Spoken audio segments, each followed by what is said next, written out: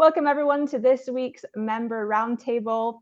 This session should be a really good one. Now, today we're talking strategy. And when most businesses set goals to grow, a lot of the time they will immediately jump onto tactics that they think will make an impact. So these tactics can really involve things like refreshing the logo, enhancing the website, even posting more on social media. And although these are all important things, that is not what strategy is. So with that being said, now's the time to definitely start dropping your questions. Anything you're stuck on, this is definitely the time to use it. What would the fundamental steps be to actually start crafting a marketing strategy? So I do think when you're trying to launch a marketing strategy, in particular if it's your first one, you're suffering from a cold start problem, right? You haven't done this. What you want to do is find a framework that's going to help you answer the initial steps you have to take to figure out how to build a customer journey, how to get this all started.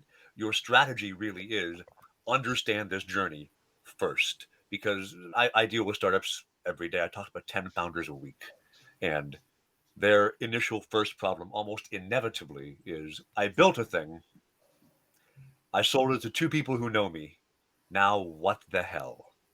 So the answer is you have to find out who is your audience, what is their problem, and how do you offer to fix it?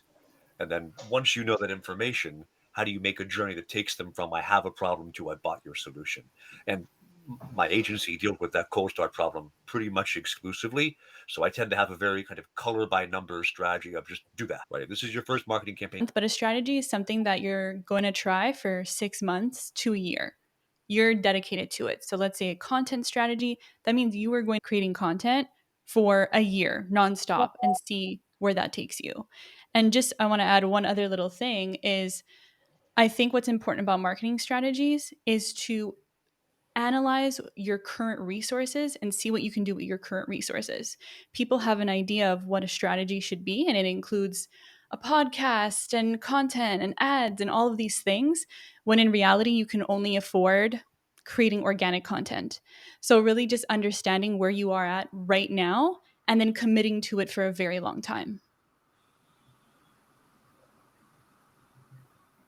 How would you guys go about finding goals and getting to the point where you realize if this strategy is appropriate for your business or not? I want to be mindful of resources I have, my capabilities right now, and what's my immediate goals, that impacts the business growth. I'm a performance marketer by nature. I care about how this actually impacts the business. A lot of companies have different approaches. I've seen campaigns that their sole strategy was awareness or visibility or likeness or whatever it is, right? But for me, goals, because I'm investing money as a business, it needs to come back in a business way. So I want to tie goals to my initial business results that really impacts my growth. So, based off exactly what everyone is saying, actually, just what you said, Ophir, is connecting your marketing tactic or your marketing strategies to revenue. When you're just starting, maybe like a content strategy is not very good because it takes 3 to 6 months to get things started. So if any of you are stuck in one of these situations where you're not sure what to do next, I highly recommend just reaching out to anybody on LinkedIn. I think it's also very important to have a time attached to our goals and our strategies, and to have to go back and say, okay, in 3 weeks or in 1 month, this is going to be done in 1 month, this is going to be 6 months, and this is going to be in a year. Because I find myself in that. I have all these great plans and I think they all can work well, but then 1 month has passed and I haven't done much to that goal. But also de-risking what you're doing with your strategy is super important. Since we're strategy and fundamentals, I'll throw something out here, and then maybe we'll go to Yusuf's question after. Right. So I think I talked about your trinity you're looking at here. You want to talk about audience, you want to talk about problem, you want to talk about offer. This is the Pirate Metrics funnel. This is Dave McClure invented it. I didn't come up with it. But each of these gaps here between awareness and acquisition and between acquisition and activation, you want to have a strategy to solve every one of these gaps for your business. If it's a SaaS product or we're an agency, right? We're not getting people to immediately give us money. I got your lead, activate, download something from me, have a conversation with me, book a sales call, whatever. Retention is get a second sales call, get a contract, get ready to actually buy, and then finally convert. You need to have answers for each of these gaps, because every time that you do something and you give your lead something to take from their own action, some will go away. And you want to minimize how many of them go away. From the top of the funnel to acquisition, 98% bounce, right? You just accept that. But if you got a 90% bounce from retention to revenue, from folks who know you, talk to you, and then don't buy, like, you got 99 problems, son, but a business ain't going to be one for long. So, like, that idea and working Yeah. through something even as simple as this is going to give you a strategy you can then use to build this out. And when you de-risk all these pieces, something I like to do, right? The success of your whole business starts with who you attract, who you acquire, who comes to you. And so what I like to do is say you can answer all your fundamental business questions for $100, which sounds ludicrous. Example, this is a crazy one, but I invent a terrible product called ice noodles. It's noodles that cool down your soup, whatever. I have an idea for soup that cools, and I want to see different people might want to buy my soup. So I take an ad campaign. These are ugly ads. These are heavily inspired by Mint CRO teaches this. I've been doing for like a decade, but I've seen them doing it recently, and I like how they structure it. So whatever. I'm seeing who wants to buy my stupid ice noodles, and I test the ice noodles messaging here to 4 different audiences, and I say, did they care? Are they engaged? What's my core metric look like? What's the audience size? What's my click-through rate on these stupid freaking ice noodle ads? What did I pay to get these clicks? Right. So we've gone from strategy. I'm trying to get you through my funnel to a tactic. Spend $100 and just take 48 hours and test ads to these people. And you'll find, hey, who's my best performing? Like this lady here. These are all AI created people. This lady here, click-through rate's really high, but audience size is 40K. I probably can't make a living on an audience of 40K for a D2C consumer product. On the other hand, not quite as good, but 360K or 1.4 million, I can probably find a way to make recurring business off of this big an audience. I think it's just a fact of life, isn't it? And I think you just can't be too hard on yourself. I think people are very self-loathing when it comes to their business mistakes. We've all but made I those do, mistakes. All of us. yeah. Everyone who's made a mistake, put your hand up. Okay, everyone. All I of mean, us. my member deep dive I'm doing next month is how to bleep up launching your marketing agency. So I was just going to answer the question because I see it pop up like working strategy. And the more and Yes. more that I build my agency, I just realize you can find anything on YouTube. Like literally just type in marketing strategies and watch YouTube. So you still have to be selective, but definitely just start on YouTube to answer your question. At the same time, once you start learning on YouTube, you will be able to filter out who really knows and who's not really teaching you marketing. Yeah. So you'll be learning at the same time how to filter who has the knowledge and who's just selling you something. Great. Levi asks, what's the name of the funnel? That's Pirate Metrics Funnel, because it goes awareness, acquisition, activation, revenue, referral, retention, ARR, like a pirate. We're very fun. I think it's the most important. Strategy is happening by doing, not by planning. Just to say, like everything in life, you need to get the first steps going. You need to get things in motion for something to happen. Before everything else, get your analytical stack in place. Check, see the goals actually populating up. See that you can track what you want to achieve. See that you can understand, you have clear visibility on what you're doing. And lastly, I'll say, because you're starting out, be moderate to full expectations. You're starting out for the first time. Don't go 10 channels deep, 20 personas, and then go crazy with so many segments and different campaigns and different targeting. Go simple. Yeah. It's also important businesses or startups to invest on their data. And of course, eventually at the start, you might not be able to see how important it is, but eventually, as you run your business, data is an important thing in making your decisions. And with that, I would really suggest to invest on tools while there are tools that are free, because this data will help you understand the behavior of your audiences, which will definitely give you better strategies and tactics that you mentioned a while ago. So, the moment that you set up your website, don't hesitate or immediately set up something that will track your data, which is, for example, Google Analytics. Always go off the data. You can use your assumptions as a hypothesis, but quite often they will be wrong.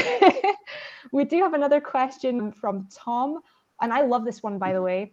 What do you think about the fight between marketing and sales? So for me as a service-based business, I don't have that many data points. They're useful, but the most useful part about obtaining data from my clients is just having a conversation with them. So also consider that as a data point. I just wanted to add that on. I do have a hot take about marketing and sales, though. Marketing and sales are becoming one function. Oh, don't hate me. But they're becoming more and more one function because you can't have one without the other. And from a marketer's perspective, how do you position marketing as a strategic function in your business? Because marketing makes your brand last beyond what sales can do. If you get rid of your salespeople, then you don't have sales. But your marketing keeps your brand alive and keeps funneling your sales funnel. How many of us have led or managed sales teams versus led or managed marketing? Have you led or managed a sales team? Raise your hand. We have 1, 2. And led or managed a marketing team? Raise your hand. So it was actually okay. So then I think definitely, Mike, you've done both. Ophir, you've done both. I think your insights in particular, right? How do these two fit together? I think it really depends on the company's size and culture. Small company, it could be one person for marketing and one person for sales, and they need to be buddies for this shit to work, right? They need to communicate good. They need to be able to understand what's going on. But I still think like sales by nature is the one that brings the stamp of the conversion. So by nature, sales always will have more power and leverage in front of the ownership. Sales have that advantage because they're on the bottom of the funnel. If sales and marketing are gonna be the same, I think it's tough. It's tough, especially in company needs to blame someone for something doesn't work. And if I'm a marketer, and I'm telling you, I did lead gen for a lot of brands in my life. And when the leads are not converting, it's always the sales. It's always the sales fault. And when the sales are converting, it's always the sales credit. So I think that tension is inherited, and it's very hard to remove it. And I still think that the key is understanding the importance of both functions and facilitating good communications between the two, so it won't be a fight but a dance, if you get what I'm saying. Yeah, I like that. It's a dance because I do think the two go hand in hand. Because I think the marketing is more to show the company to others, and you go get the right customers to the audience, and you showcase what you can offer. Where I think the salesperson is a more active person who can close a deal. So I think the marketing goes out and show what is there to offer and get the right audience. But I think it's very important. I don't think all marketers are salespeople, and I don't think all salespeople have an eye for marketing. If you want to be able to show the strategic value of marketing, one of the best tools I know of for this, and I would note, I remain tremendous friends with the salesperson who led the sales, a hardware company I was CMO at, and then eventually head of product at. So you can get along. But the hot take there is sales and marketing have the same goal in the end, which is make money. If marketers think their job is to drive leads, they're wrong. And if a marketer says, I drove the salesperson lead, the lack of conversion is their fault, your marketer is wrong. The way you get strategy on the table is to say, this is what the full funnel requires. And I know if I can predict if I get this much at awareness, we convert it consistently into this much at revenue. When is the time to invest in brand marketing, and when is the time to focus on performance marketing? The goal should be to acquire sales, acquire customers. That should be the goal of marketing. And once you are big enough, you can maybe focus on brand awareness or some kind of that, more in that way. But first should be performance marketing. And if it can always be, because performance marketing, it also bringing you brand awareness at the same time. We good on this consensus? I want to add one thing. There is no time where you don't do performance marketing that is profitable.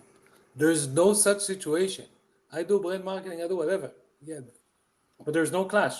Performance marketing that is profitable, you do at every point, at every time. Like it's a no-brainer for me. I make money from doing it. So always doing performance marketing. We do have one from Joe.